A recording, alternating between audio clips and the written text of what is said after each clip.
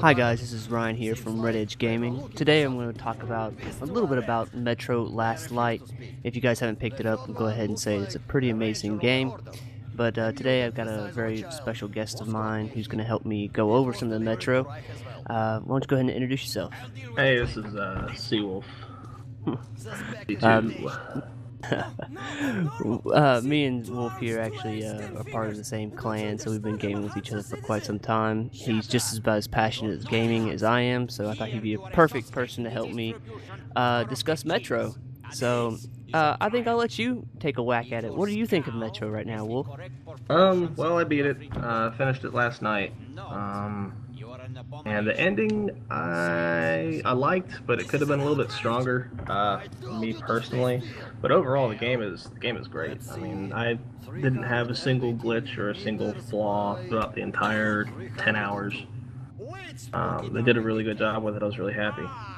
Yeah, that's one of the things that was that I was reading in IGN and GameSpot was that there were some bugs and some issues, and I didn't really run into them until actually last night when I was playing it. I'm only halfway through, I think, and I was about to kill somebody who was turning on back one of the lights, and as I went to go take them down, I kind of froze up, and eventually I have to shut down, do a reset. But it's just basically about what I've had trouble with. So. But well, now that I'm thinking about it, actually, I had to reset last night, and then I did actually have one glitch. I guess I lied. I forgot about this one. I killed a guy with a throwing knife, and he just stood there. Like he went through the death animation, and then he popped back up, and he just stood there and just blinking. But they didn't do anything. But other than that, I mean, that was only after my first playthrough. I didn't have a problem with it. This is after the fact. So when I started playing through the ultra hard ranger mode or whatever. Yeah, I gotta ask you. This is a pretty good example of some of these developers. What do you think about that ultra ranger mode? That it's only as of right now, it's only an exclusive DLC for people who have pre-ordered the game. I don't know why they did that. I didn't know they had done that. Oh, you didn't know? Oh. No, I mean, when I got it, obviously I figured it out, but I just pre-ordered it because I loved Metro 2033 so much. I didn't know there was any, because I got two DLCs. I got the RPK from GameStop, and then actually reserving Metro Last Light. I got the Ranger thing. So I don't know why they would want to make it pre-order thing. I don't know why they would do that. It does enhance the gameplay more. I think it does help with immersion because it doesn't give you anything. When you hold triangle, it doesn't bring up a menu. When you certain things, I mean, with the little hand icon when you go to push stuff, that doesn't come up. I mean, there's absolutely nothing. There's no HUD whatsoever. Yeah. So it's basically hardcore. It's basically what it is. It's hardcore. Right. There's no tips. There's nothing. There are occasional things like will flash. Mission critical stuff, like if you have to sit in this chair to continue the storyline, then it'll blink. But other things like that, there's no hints. There's no menus. If you forgot to hold, R2 and push X to swap your filters, you got it. Then you better pause and get your manual out or whatever. Google it because it's not going to be there. There's a tunnel on the other side. Here's something else. I guess I kind of asked you to take notes when we were talking about this, and some points that you want to hit on. And this is one of the points that I really wanted to hit on, real quick for you. Is graphics-wise, what do you think of the graphics? For me, they're not the best, but I mean, you hit some of these points in the game, and you just kind of go, "Wow, man, that's pretty good," But then when you get into the darker points of the tunnels, where graphics really don't matter too much. But that's just me. I mean, when you're in pitch black, I mean, there's really no graphics to render.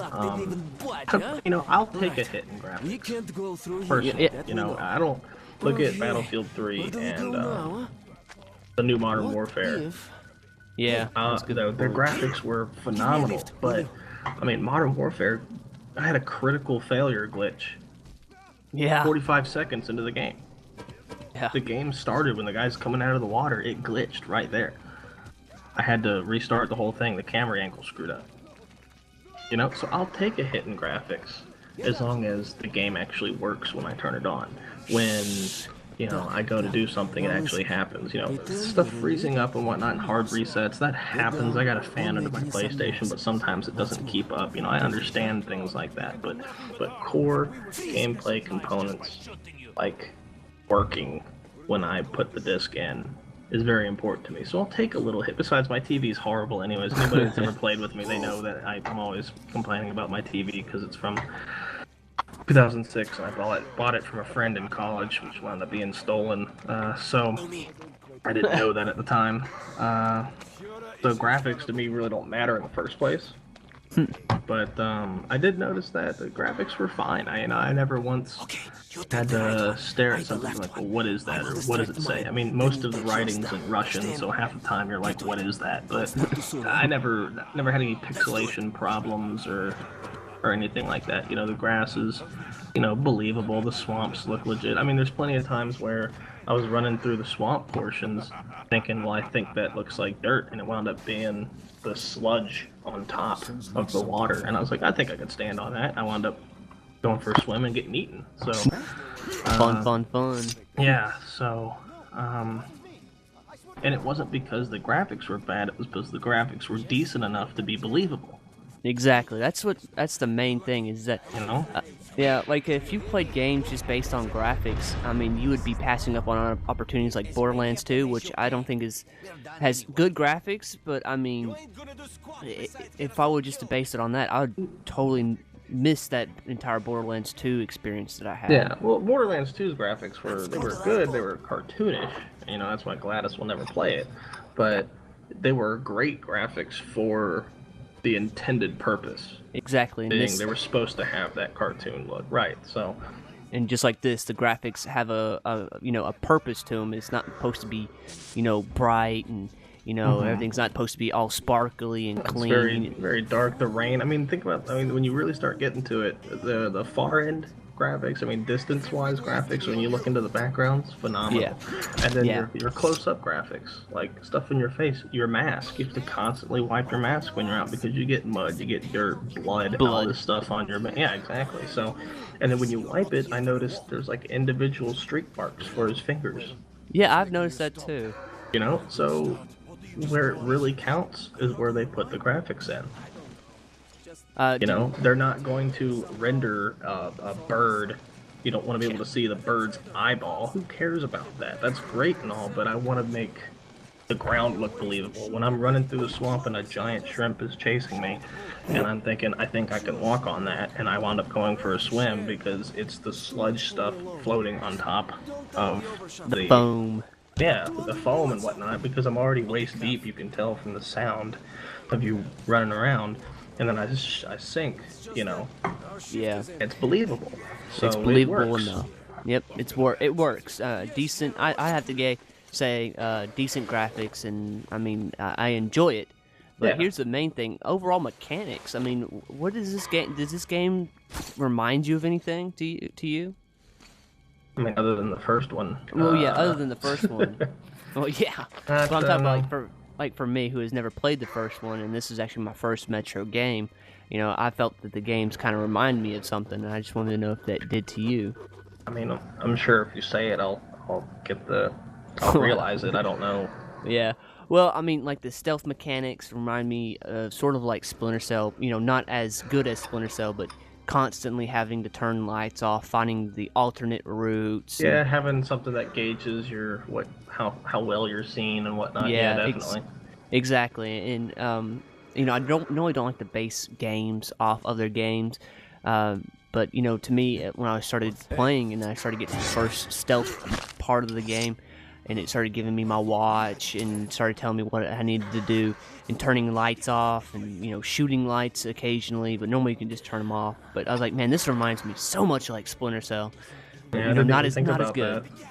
The first one did all that too. The first one had a watch, but it wasn't just a blue light. It was the green, yellow, red.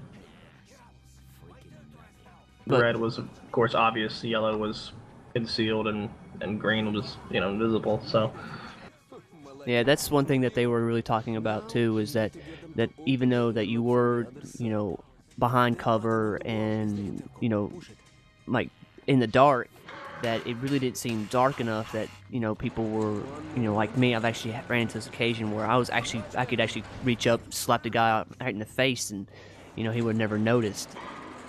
But, I just really enjoy stealth elements in games, because it goes, yeah, I could have killed you guys, but I chose not to.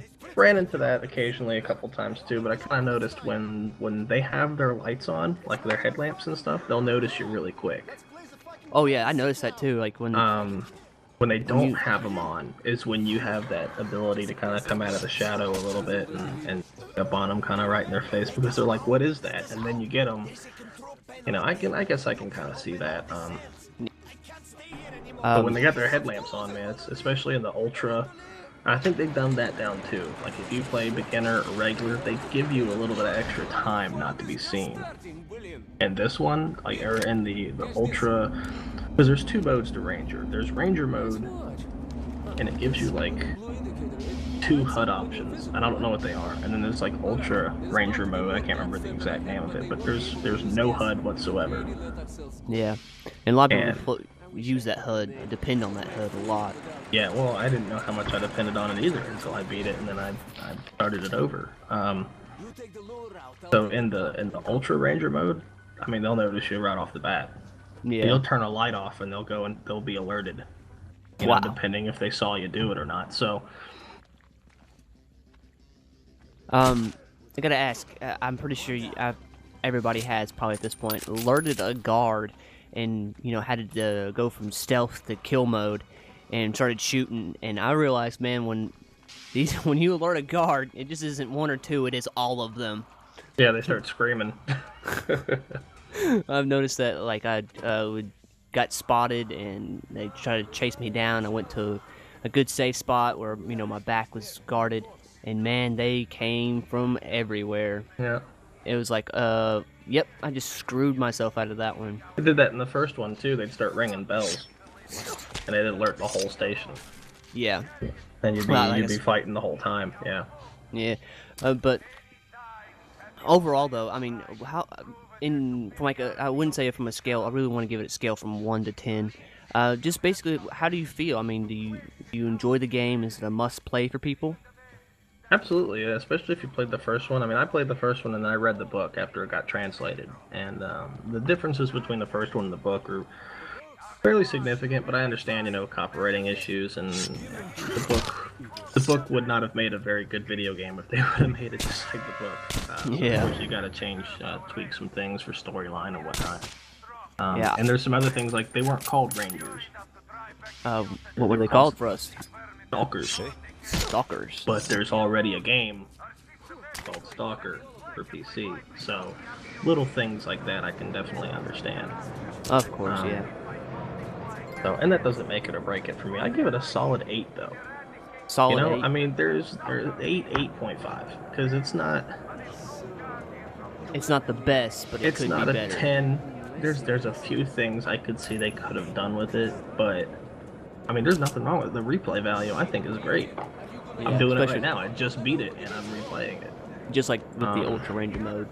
Yeah, and the storyline is good. And like I didn't, not to spoil anything, but I didn't see it coming in the beginning. Yeah, and I don't know if you did. I didn't see it happen. I didn't expect that. At the beginning. Oh yeah, no, that's probably one of the coolest. I think probably one of my best intros to a game ever made was right there for me. Yeah. But just encourage any of you guys to go play this game. This game, in my opinion, is a must-play. It's probably not a must-own because you gotta play it. I mean, it's a solid 8. You can't. It's not bad. Everything's good. Yeah, I agree with you. They could have done graphics a little bit more, and yeah, they could have done the Ranger mode for a pre-order only. I thought that was kind of weird, but for a single player only, absolutely. Yeah, great game. Yeah.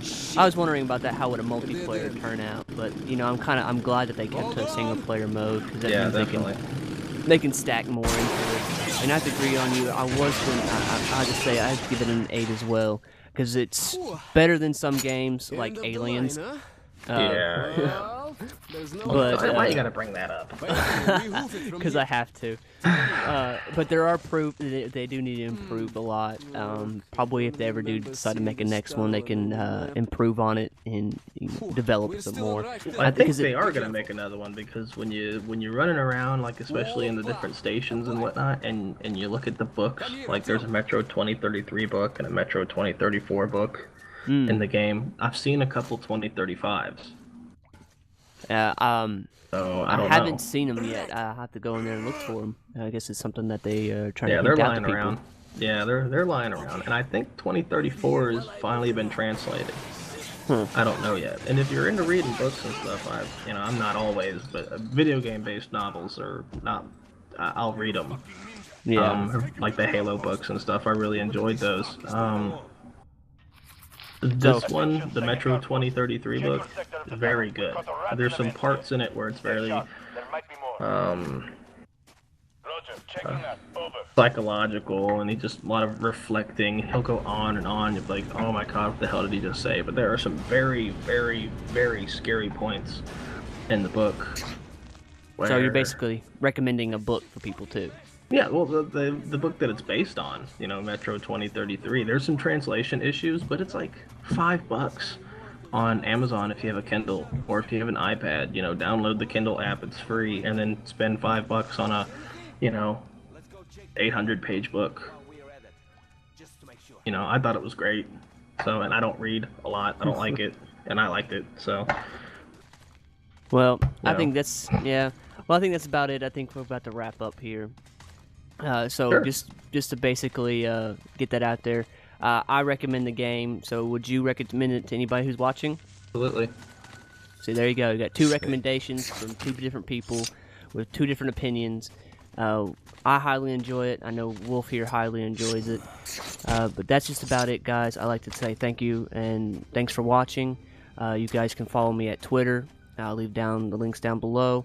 You also can go to our website at rededgegaming.com. It's got my YouTube channel. It's actually got the ATC channel on there. Yep. Give us clan love. Clan love. Clan love. We are part of Clan ATC. Great clan, great people. Gladys the Baker has his own channel, and he pumps out some pretty good videos. So yeah. But that's just about it, fellas. Like I said, thank you, and to remember to just have fun with whatever you do, and we appreciate y'all, and to remember to come back and see us again, and see you in the next one. see ya.